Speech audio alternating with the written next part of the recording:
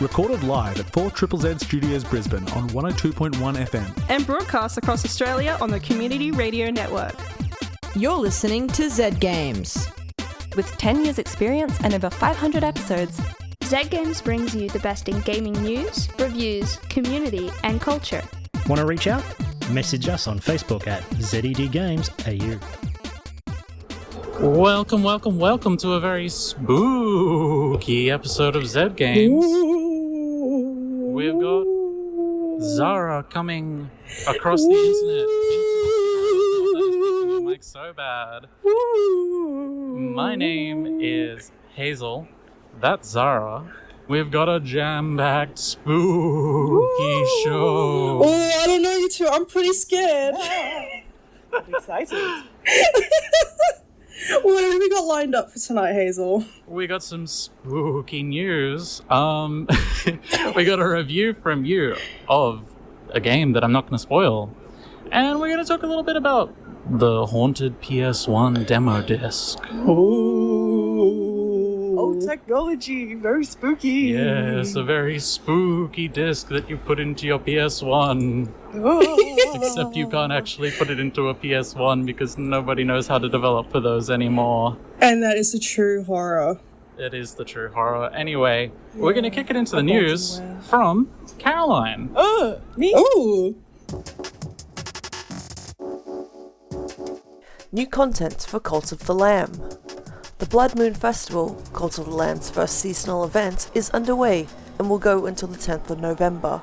For the duration of the festival, a new ritual is available to perform, giving players the opportunity to unlock 3 new forms to spook up your followers and 4 new creepy decorations. In the same announcement, Massive Monster announced that they were working on a major content update that will be available to players for free. Disco Elysium writer files lawsuit against Zalm. Earlier this month, it was revealed that Disco Elysium's lead designer and author of the book the game is based on, Robert Kurvitz, lead artist Alexander Rostov, and the main writer of the game, Helen Hinspear, had no longer been working at Zalm, was described as an involuntary departure since late 2021. Robert Kurvitz has been revealed to have filed a lawsuit against Zalm, although at this point the exact details of this lawsuit are unknown.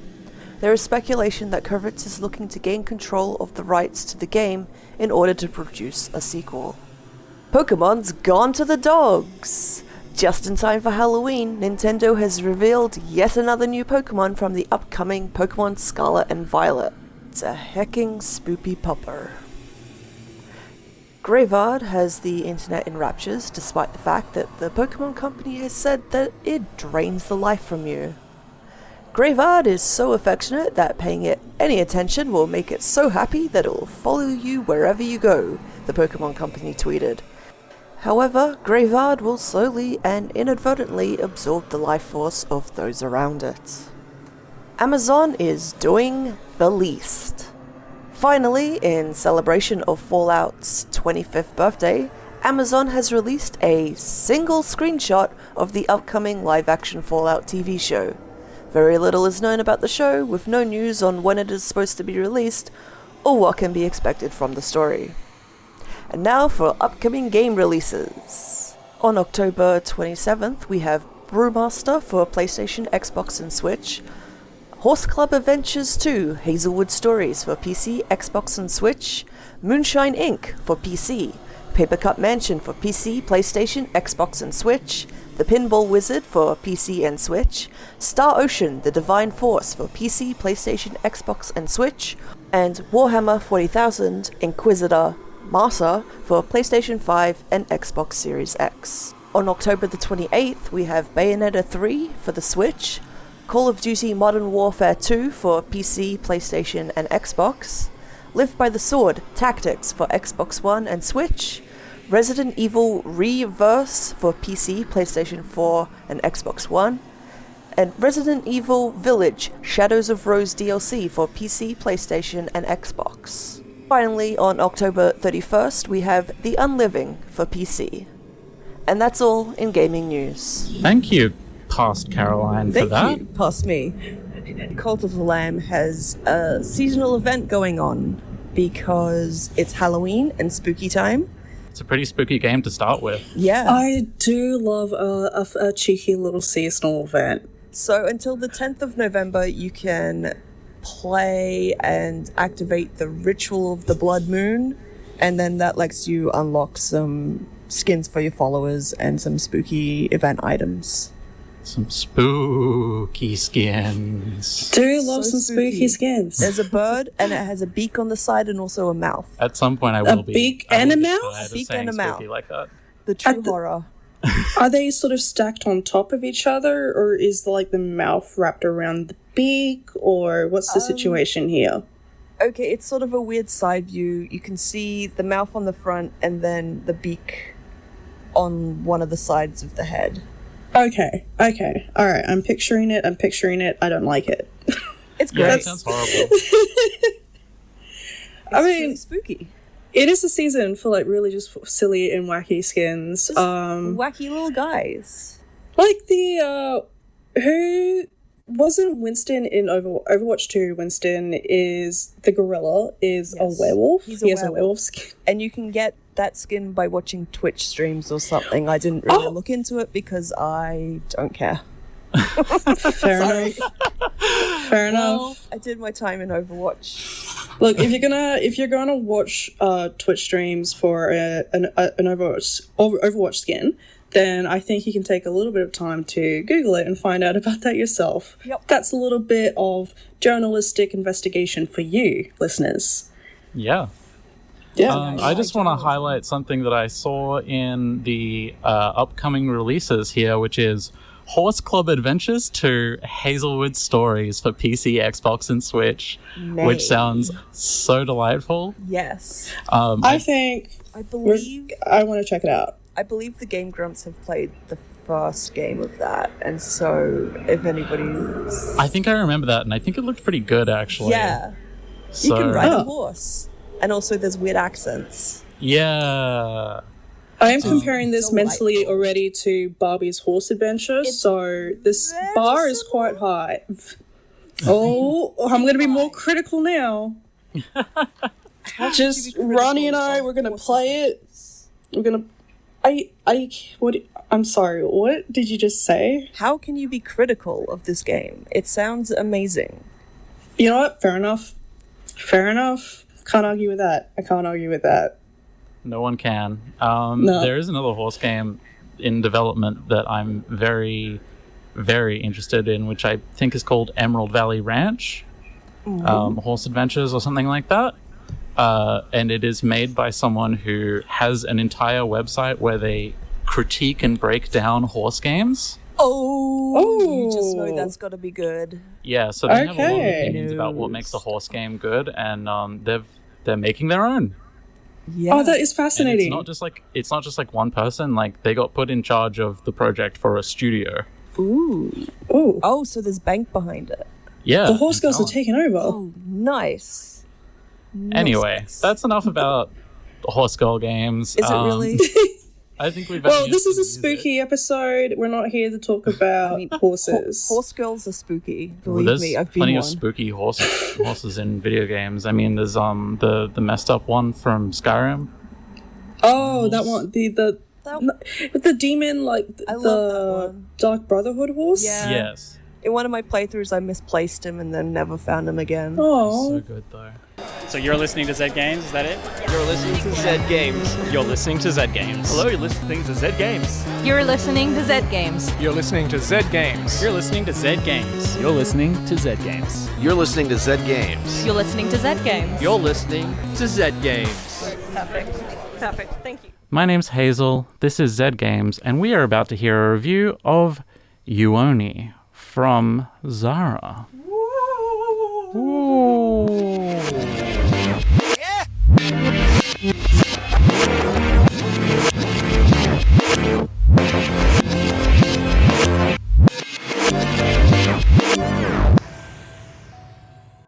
Do you remember playing hide and seek as a child? You'll decide who is it, and as they start to count down slowly and clearly, it's your chance to run. All the hiders splitting off, desperately trying to find a spot to hide. Under the bed? Too obvious. In the hallway closet? No. You're too big for it now. Quick! Time is running out. Your heart is racing. Eventually you dive for the nearest spot and all you hear is silence. You stifle your breathing, realizing how noisy it is. The one who is it has finished counting, and the hunt has begun. There is a game, infamous in Japan, that could be called hide and seek alone, where you allow a spirit to possess a doll and then played hide and seek with them. Did you ever try to summon Bloody Mary? Do you remember that thrill? That fear? Yuoni brings together all these things in an atmospheric, terrifying first-person horror game where you play as I, a child who unfortunately tried to play hide and seek alone, and she's definitely not alone. Now you're stuck in a twisted version of your school, dodging demons and shadows, desperately trying to win the game. When I first booted up Yuoni, I made it to the opening of the game, reading the events that led to being stuck at school at sunset, a classic case of peer pressure. We all had to play this game.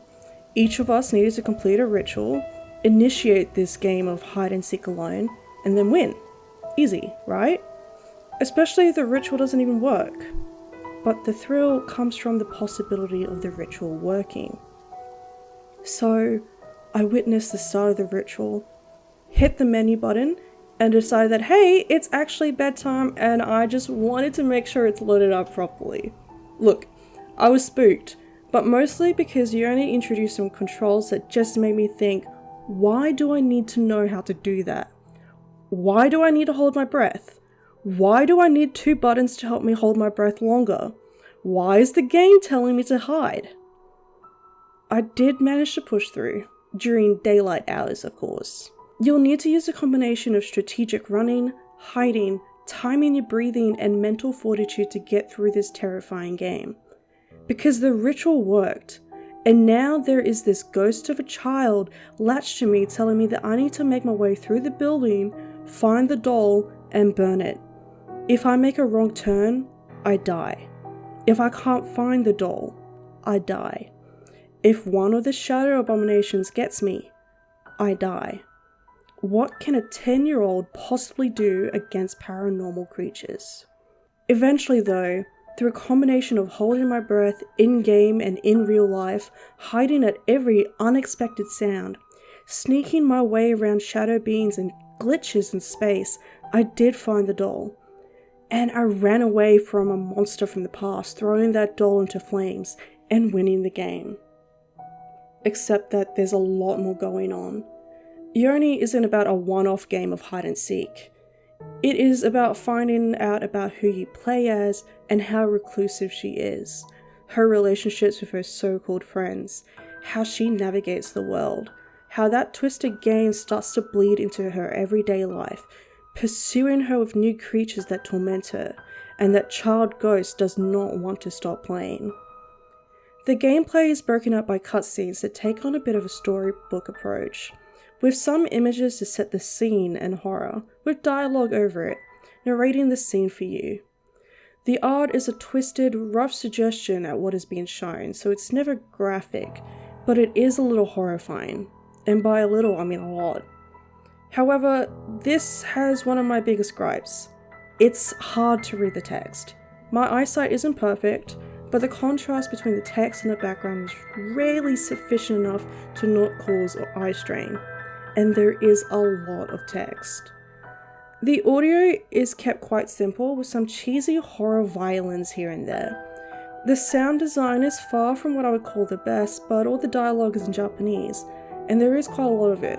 Oh, with subtitles of course. But the dialogue tells you a lot about the child ghost you're playing with. You learn that things were not good for him once upon a time, and that you almost have a friendship with this tormentor. After all, he is a child too.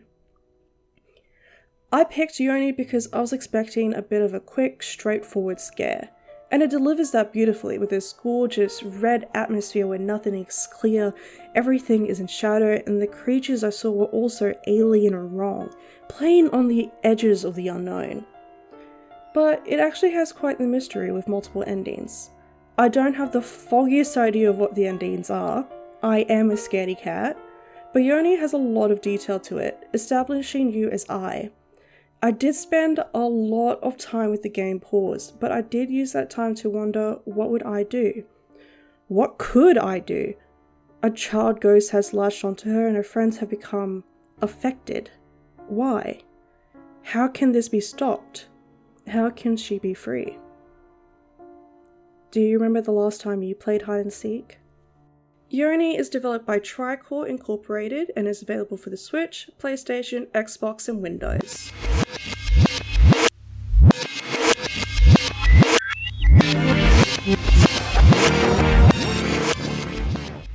Thank you, past Zahra, again for... Go past Zahra for being so brave.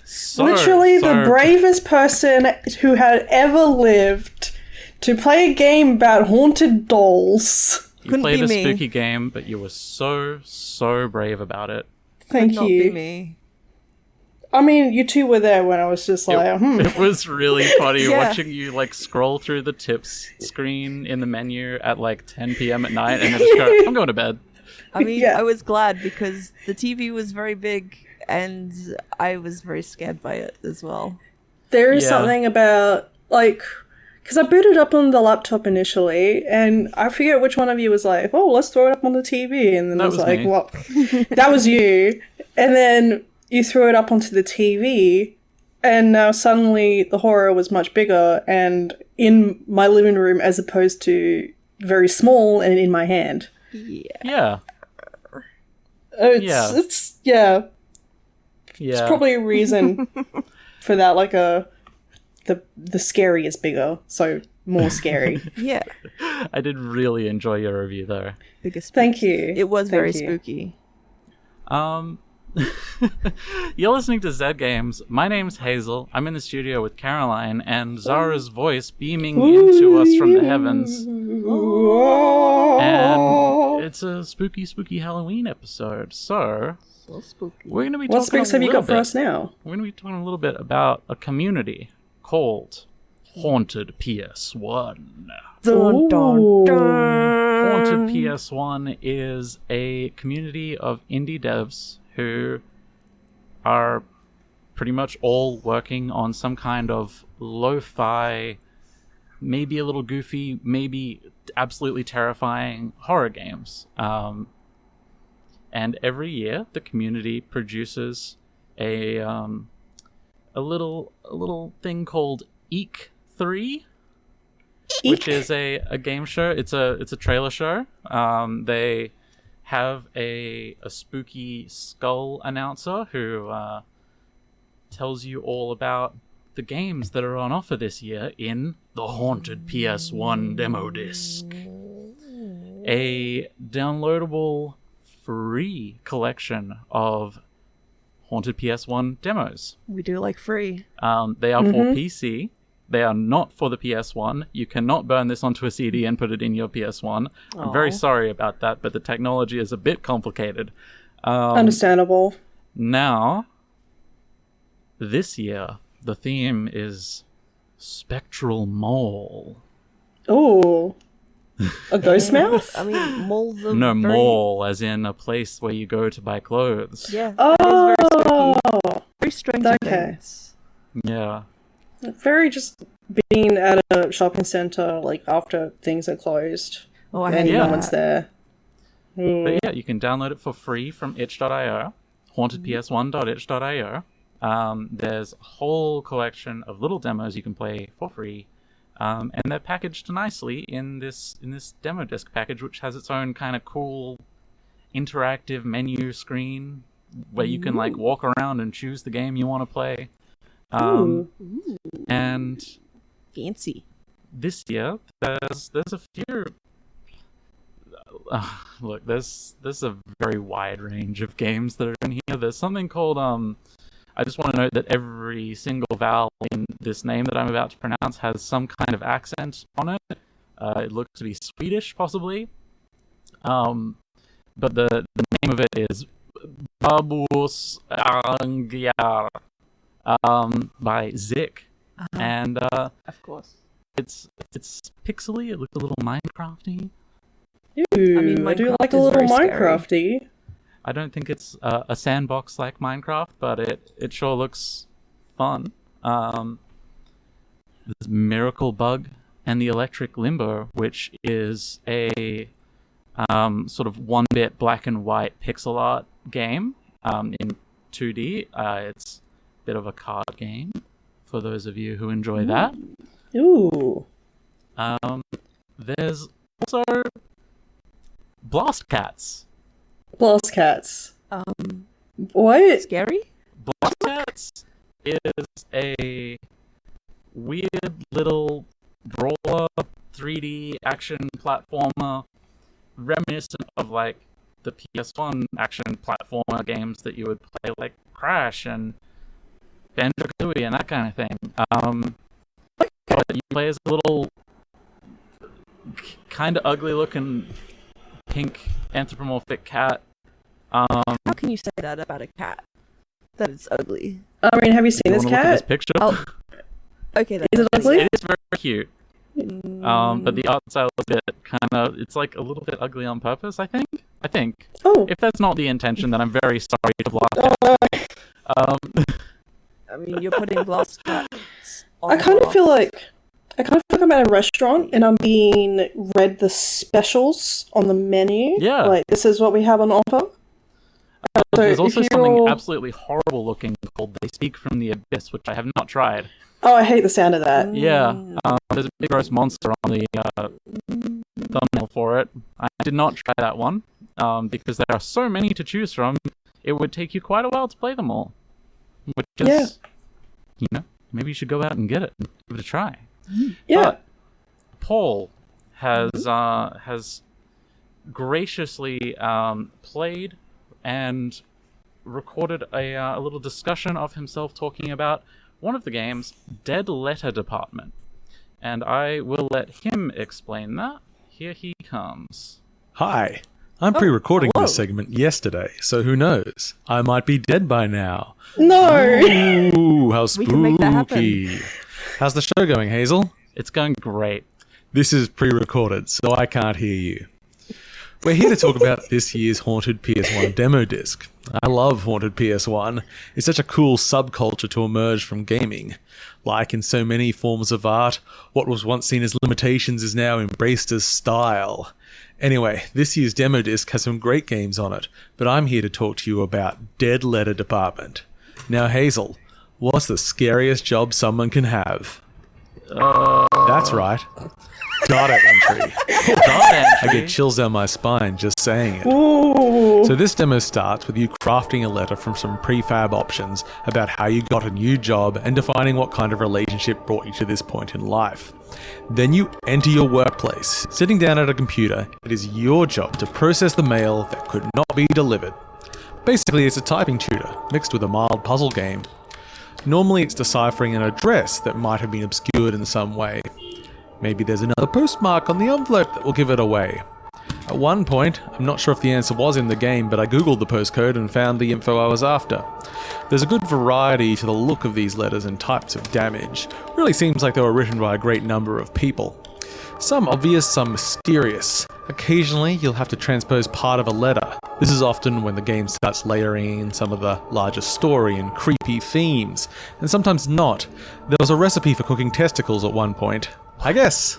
Human testicles? As you process the letters, you'll start getting lots of spooky effects. In many ways, it's similar in presentation to Untold Stories from a few years ago. You're mostly working with an in-game interface, but the world around you is still present. A few glitches, shadows, spooky noises and such later, you've got yourself a pretty engrossing atmosphere. Typing is a great way to trigger effects and make sure the player is actually processing information. After all, that's why we were told to copy text in school. Also, just on the playability side, you can autocomplete text if you have enough information, much like if you're typing an address into the modern interface. It's a good addition that sometimes helps with puzzles, but also speeds up processing for a bit of an average typer like me. The game is bookended with some brief first-person walking scenes that have a great style to them, like a lo-fi, gritty version of Control almost. I'm very interested to see how this game unfolds as a larger project, as I'm not sure how long data entry will keep me engaged, but for a 30-minute demo, it was very satisfying. Obviously, you can play Dead Letter Department in this year's Haunted PS1 demo disc, but the demo is also available on Steam. Have you played it at all, Hazel? No. Again, this is pre-recorded, so I can't hear you. Ooh, I'm a ghost! Well. You know, I have to say, I think that was one of the most productive discussions we've ever had with Paul. No, that was delightful. That was a ton of fun. Thank you, Paul. He talked almost as much and as uninterrupted as he does in real life. Yes. Blaze on, Paul. Blaze on. I'm saluting you. I shall also salute because I'm a sheep. Well, yeah. That actually really made me want to play that game because data entry is fun. It sounds like the investigation. Yeah. Looking at the postmarks. Oh, that yeah. sounds like the part of my job that I actually like. Ooh. The little investigations where I get to be a detective for information and I get to find secrets. I've never told you this, but when I was a kid, I really wanted to be a postie. So much. On a little motorbike? Yeah. I wasn't too fast. I could have the motorbike. I could have, like, the bike. You know, I just wanted to wear fluoro. I mean, you can wear fluoro in your daily life without working as a postie. Well, but, like, with the kind of confidence and pizzazz and, I think, assuredness in yourself as a postie is. I don't have that. My friend, just becoming a postie doesn't automatically grant that to you. That comes with age and wisdom. And experience. And video games. It's pretty spooky if you ask me. I had recently spawned a new world in single-player Minecraft. Zahra? Everything was normal at first as I began chopping down trees and crafting a workbench. I noticed something move amongst the dense forest. I have a very slow computer, so I have to play for tiny render distance. I thought it was a cow, so I pursued it, hoping to grab some hides for armor. It wasn't a cow, though. Looking back at me was another character with the default skin, but his eyes were empty. I saw no name pop up, and I double-checked to make sure I wasn't in multiplayer mode. He didn't stay long. He looked at me and quickly ran into the fog. I pursued out of curiosity, but he was gone. I went to the forums to see if anyone else had found the pseudo-player. There were none. I created my own topic telling of the man and asking if anyone had a similar experience. The post was deleted within 5 minutes. I tried again and was deleted even faster. I received a PM from the username Herobrine containing one word. Stop. When I went to look at Herobrine's profile, the page 404'd. Zahra. Some of the people who had encountered the mystery man had looked into the name Herobrine and found that name to be frequently used by a Swedish gamer. After some further information gathering, it was revealed to be the brother of Zahra. Oh my god. Whoa. Where were you? I was blocks. There were blocks. You were blocks? There were everything was cubes. No, not the cubes, please. Everything was cubes and not like this. Not like this. Skeletons? Oh no, the skeletons. Zahra. I think tonight's been too scary too. I think we might need to wrap it up because I'm starting to get a little bit worried. It's time for bed. Everyone at home, have some bickies, have some tea. It's okay. Don't worry. It's time for us to say goodnight and goodbye and oh my god, whatever the hell that was. Yeah. Oh no, what could have been? That was weird. Goodbye, everybody. Goodbye. I'm gonna go lay down. Goodbye. Thanks for listening to Zed Games. If you'd like to listen to more, check out our podcast on Spotify. Or follow us on social media at ZedGamesAU. See you next time.